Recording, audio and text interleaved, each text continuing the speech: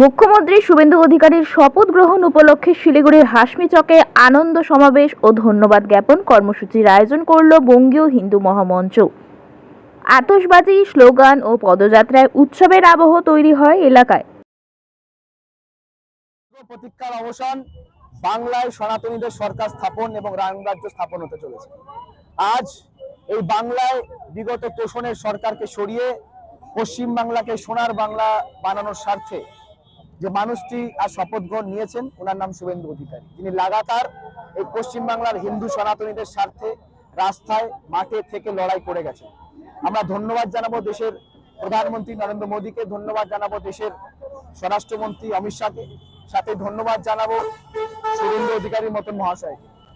তার সাথে প্রত্যেকটা বিজেপির নেতা বিধায়ক আমরা ধন্যবাদ জানাবো, শিলিগুড়ির মাননীয় বিধায়ক শঙ্করদা মহাশয়কে, যারা আজকে শপথ গ্রহণ করেছেন তাদেরকে অভিনন্দন, এবং যারা আগামী দিনে শপথ গ্রহণ করবেন তাদেরকে অভিনন্দন। পুরো শিলিগুড়ি এবং পশ্চিম বাংলাকে গেরুয়াময় করে তোলার যে রাস্তা, সেই রাস্তা মসৃণ হয়েছে, এবং আগামী দিন থেকে আপনারা দেখেছেন আমরা অলরেডি শিলিগুড়িতে সবকিছু গেরুয়াকরণ করা শুরু করেছি, সেটা কর্পোরেশন হোক কিংবা মহকুমা পরিষদ।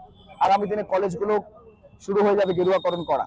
সুতরাং চতুর্দিকে গেরুয়া রঙের আবির খেলা হচ্ছে, মানুষের মধ্যে উল্লাস রয়েছে যে অপশাসনের সরকার থেকে, নৈরাজ্য থেকে মানুষ মুক্তি পেয়েছে এবং এই বাংলায় সুশাসন এবং রাম রাজ্য প্রতিষ্ঠা হয়েছে।